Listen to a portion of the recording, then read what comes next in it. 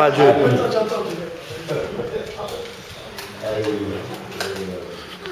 Le thème de ce jour, c'est plaire à Dieu. Comment plaire à Dieu. Et nous avions une lecture donc dans Colossiens, qui se trouve avant Thessaloniciens, 1 Thessaloniciens, et après Philippiens. Donc le Colossiens, chapitre 3. Donc moi j'ai le verset 1 à 8.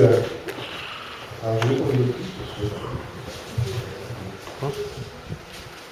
Ah, on peut rien faire, hein. On peut rien faire autre ça.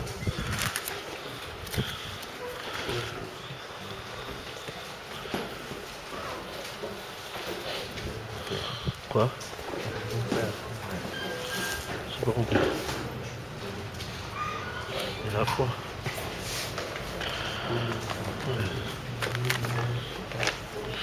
Chapitre 3.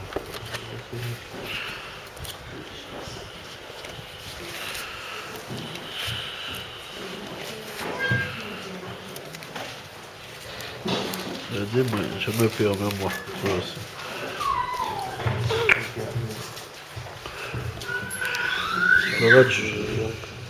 Colossiens chapitre 3, verset 1 à 8. Je vais commencer à lire. Vous êtes prêts? Amen.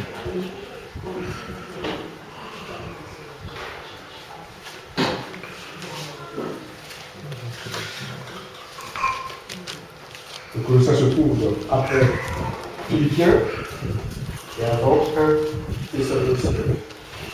Philippiens après Éphésiens. Voilà, c'est bon, c'est là.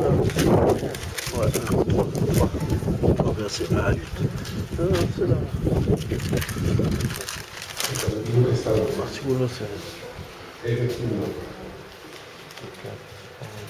Je commence la lecture. Colossiens chapitre 3, verset 1 à 8. Sinon vous êtes ressuscités avec Christ. Cherchez les choses d'en haut, où Christ est assis à la droite de Dieu. Affectionnez-vous aux choses d'en haut, et non à celles qui sont sur la terre, car vous êtes morts et votre vie est cachée avec Christ en Dieu. Quand Christ, notre vie, paraîtra, alors vous paraîtrez aussi avec lui dans la gloire. Faites donc mourir les membres qui sont sur la terre, l'impudicité, l'impureté, les passions, les mauvais désirs et la cupidité, qui est une idolâtrie. C'est à cause de ces choses que la colère de Dieu vient sur les fils de la rébellion, parmi lesquels vous marchiez autrefois lorsque vous viviez dans ces péchés. Mais maintenant, renoncez à toutes ces choses, à la colère, à l'animosité, à la calomnie, aux paroles déshonnêtes qui pourraient sortir de votre bouche. Amen. Amen, amen. Je vais demander à la sœur alors, je vais demander au frère Julien de prier pour moi avant de pouvoir commencer.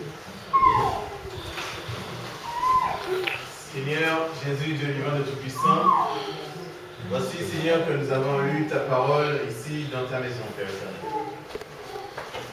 Seigneur, nous voulons comprendre ce que tu veux nous dire aujourd'hui à travers ces mots.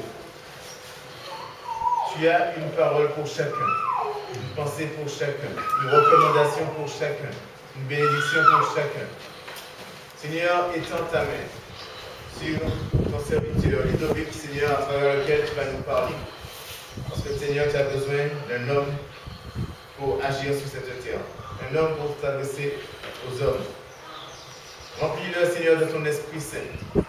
Communique-lui, Seigneur, ta pensée. Qu'il parle, Seigneur, après toi.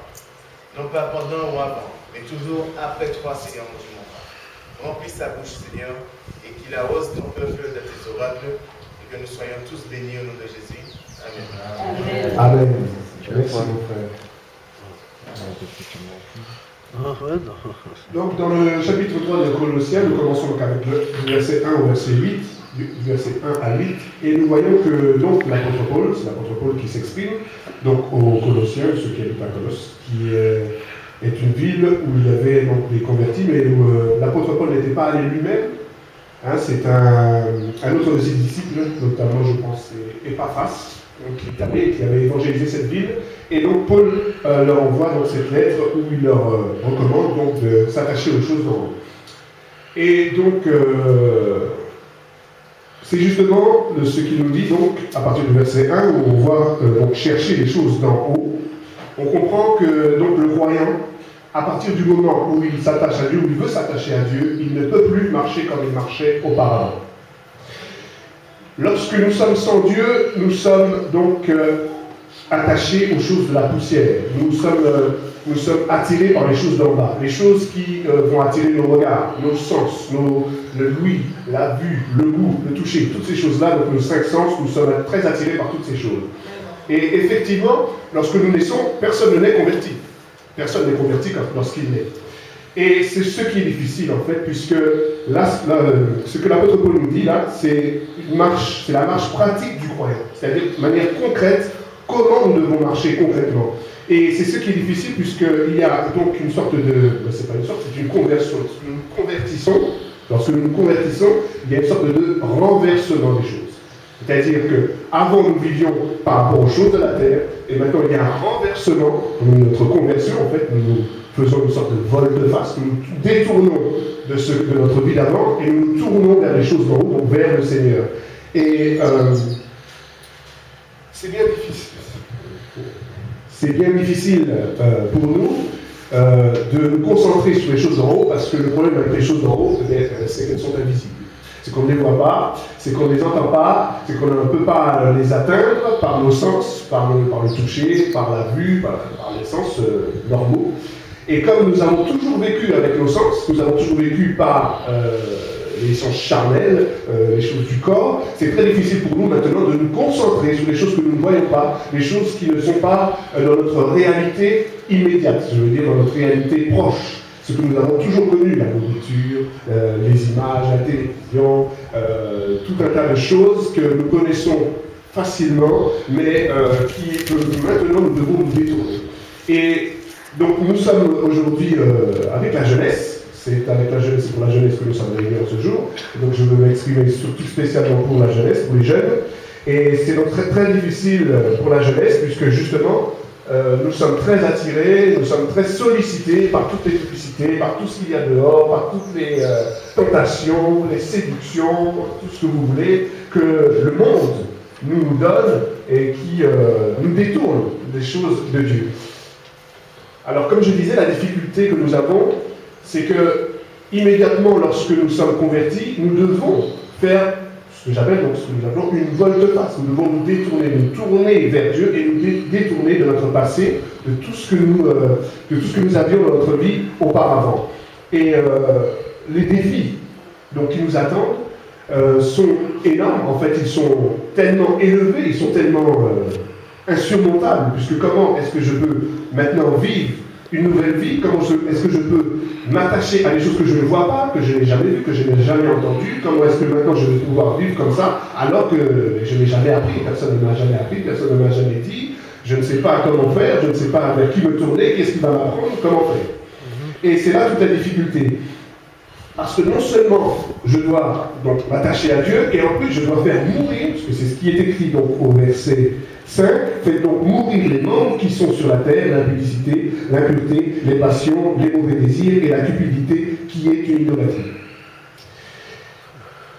Ce verset, j'ai envie de dire, c'est comme une sorte de divorce. Nous devons divorcer avec nous-mêmes.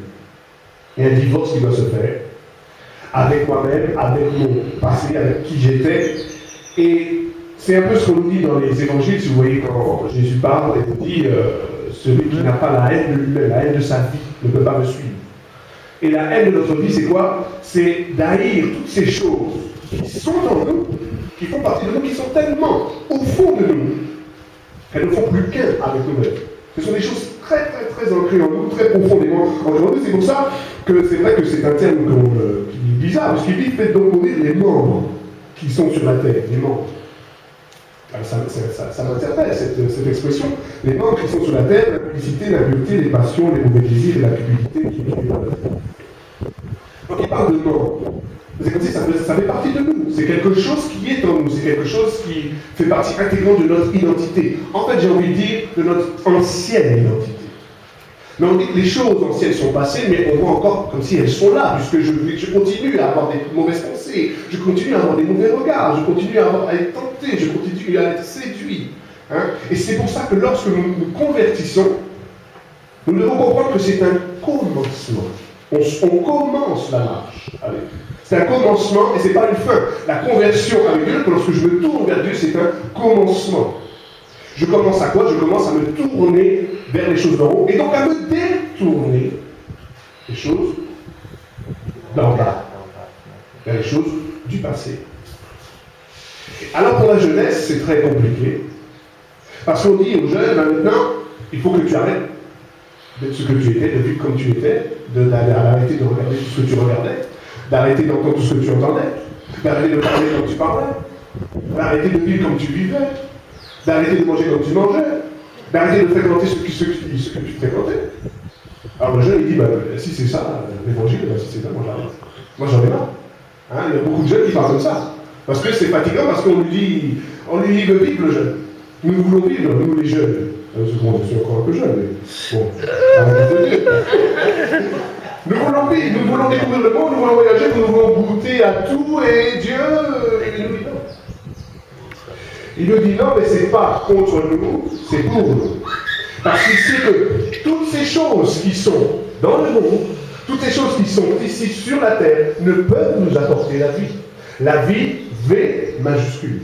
La vie, V majuscule, V-I-E, V majuscule, c'est la vie d'abondance que nous a promis Jésus. Cette vie d'abondance, c'est une vie qui ne se trouve pas sur la terre dans les choses d'en bas. Amen. Vous devez le comprendre.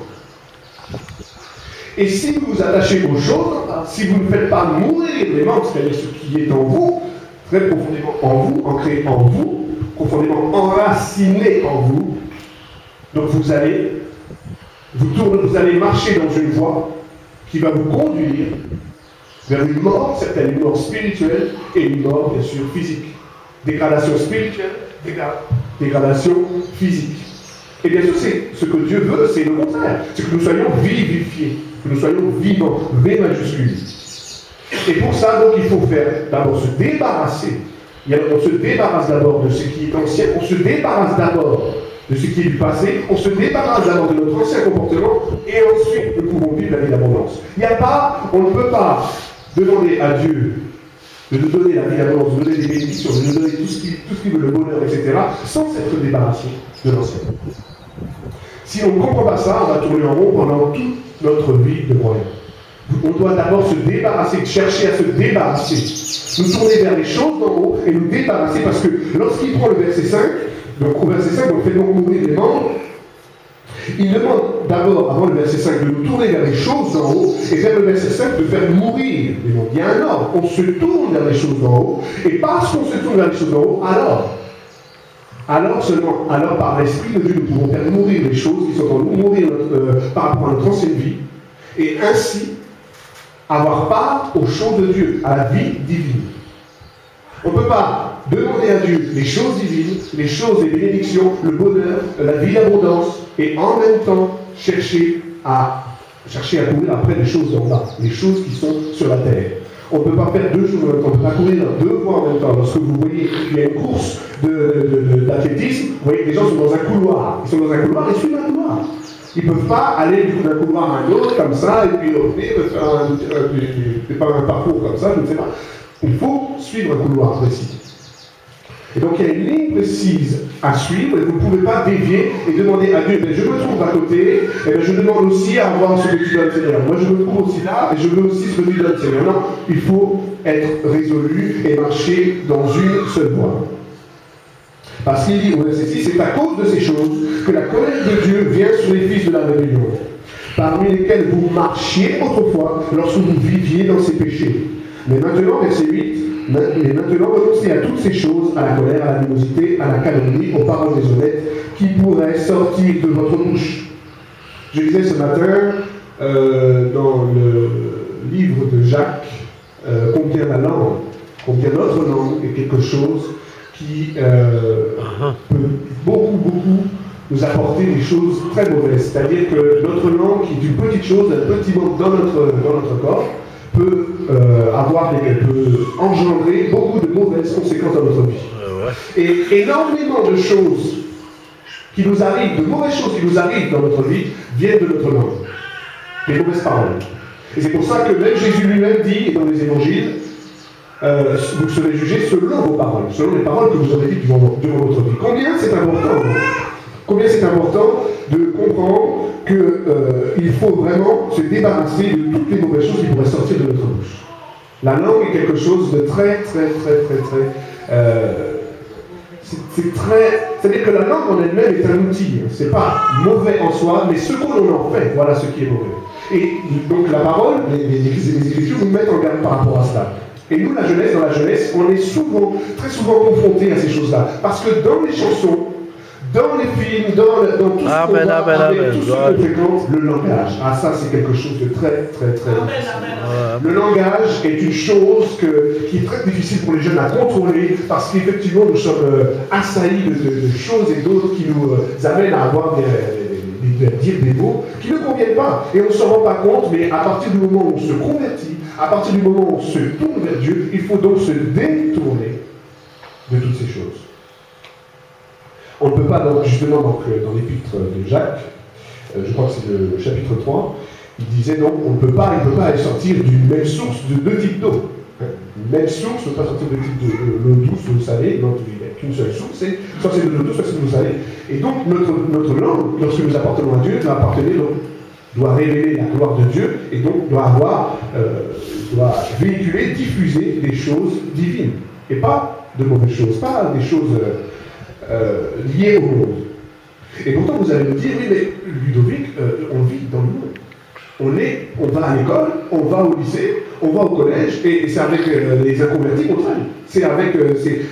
Partout où on va, on est dans le monde, on est avec les gens qui ne sont pas convertis, qui n'aiment pas Dieu. Alors comment on peut faire? Eh bien, c'est justement ce que l'apôtre Paul dit. À partir du verset 1, on va le relire. Si donc vous êtes ressuscités avec Christ, cherchez les choses d'en haut, où Christ est assis à la droite de Dieu. Verset 2, affectionnez-vous aux choses d'en haut, et non à celles qui sont sur la terre. Car vous êtes morts, le verset 3, et votre vie est cachée avec Christ en Dieu. Voilà le combat.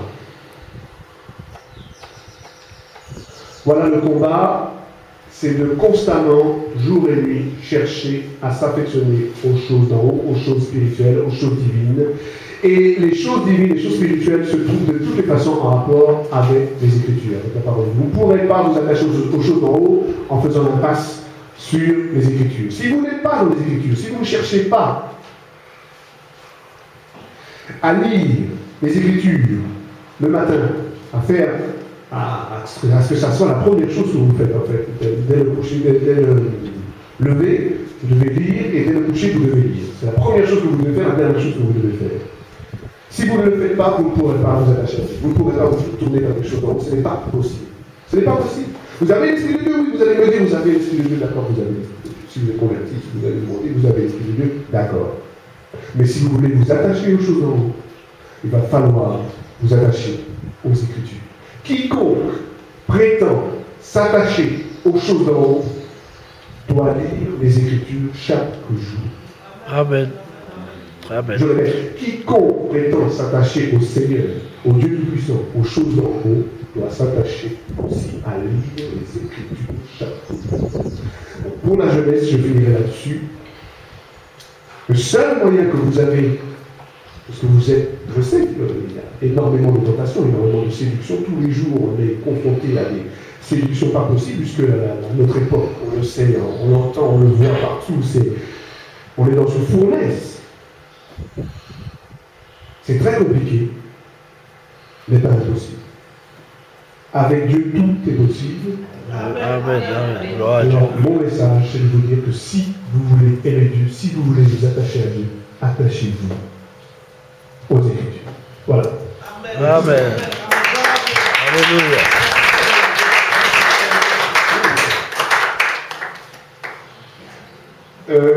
Maintenant, donc, nous allons passer à les questions. Nous avons le groupe A, ici, qui est présenté par Magdala, et le groupe B, qui est présenté par Denise. Et je vais vous poser un certain nombre de questions, les mêmes questions. Chaque groupe, vous avez les mêmes questions, et vous devez concerter donc, pour répondre à ces questions. Donc la question la plus simple, je vais commencer avec une question très simple. Quelle est la meilleure manière pour un jeune de s'attacher à Dieu? Vous avez compris ce que je veux dire.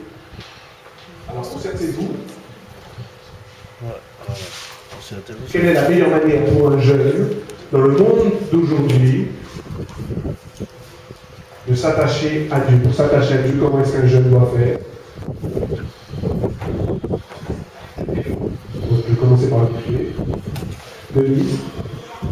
Il y en a une. D'accord. Ah, C'est pas complet. Là. s'attacher. C'est pas, je note ce que je veux s'attacher aux Écritures de la Bible. D'accord, vous avez tous les deux raison, mais j'attendez-vous des phrases complètes. J'attendez-vous que vous expliquiez vos choix. D'accord, je pose une question facile au début, mais faites des phrases complètes, faites des réponses fournies, qu'elles soient claires et puis par défaut, puisque je ne sais pas si les gens qui sont au fond vous entendent. Alors, je vais vous poser une autre question.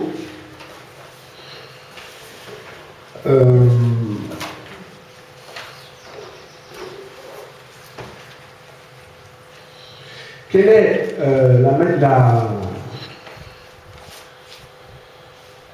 qu'est-ce que Dieu réserve à ceux qui se détournent de lui et qui cherchent à s'attacher donc aux choses d'en bas? Qu'est-ce que Dieu réserve? Qu'est-ce qui va leur arriver? Quelle sera leur récolte, la récolte, ce qu'ils vont récolter, et quelle sera leur vie? Alors, Denis, ou B.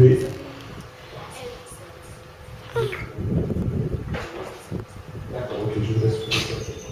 Excuse-moi. Ils ne sont pas assez groupés. Il fallait qu'une seule personne qui participe là, une seule personne qui participe là. Ça serait bien de les couper ensemble.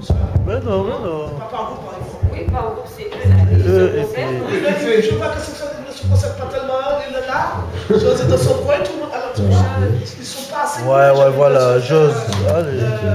Même si vous mettez les chaises. Même si vous mettez les chaises. Ah, d'accord, ok. Ouais. Mettez les chaises dans l'autre sens. Ouais, c'est vrai. Sinon, vous ne pouvez pas vous concentrer, c'est vrai. Ouais, c'est vrai, elle n'a pas tort. Nigeria.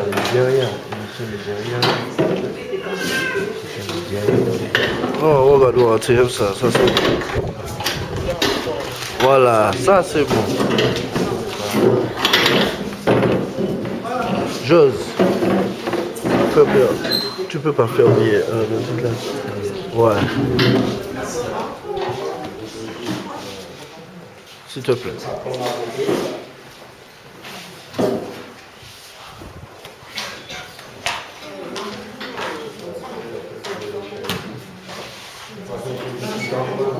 Ah ouais, là c'est du travail. Là on se concentre réellement.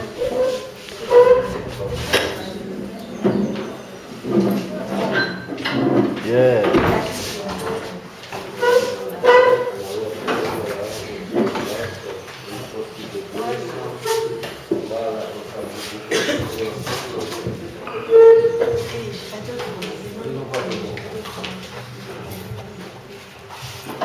Quoi?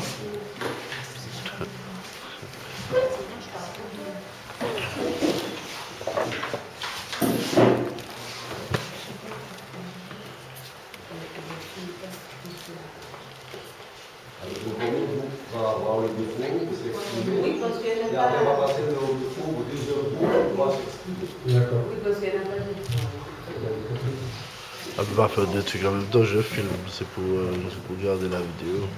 Je peux même pas me poser sur ça. Oh. Alors la question c'était qu'est-ce que Dieu réserve à ceux qui ne s'attachent pas à lui, qui se détournent de lui, qui cherchent Non, c'est ouais. à vivre selon la vie en bas, selon les choses de la terre. Vas-y. Il doit s'attendre à la colère de Dieu sur les fils de la rébellion. D'accord. C'est ta réponse complète? D'accord. Ouais.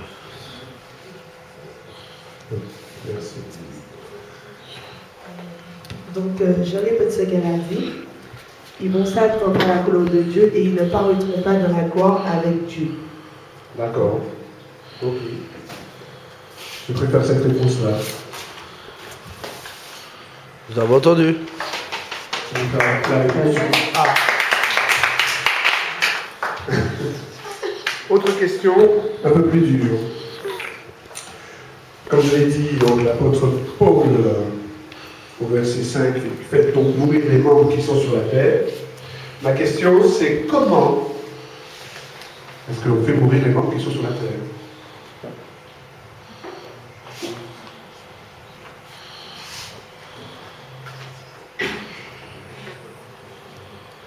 Pensez à faire des réponses claires et complètes.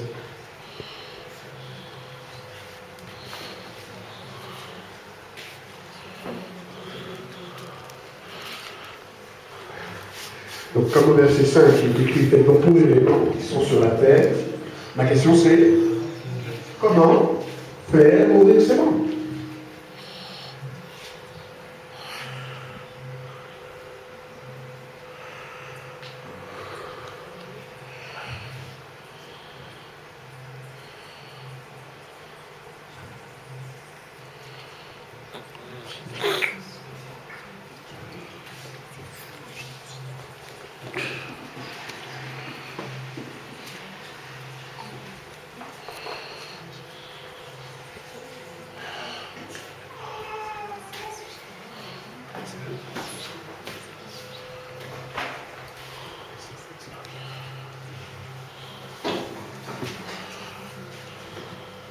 Appelez-vous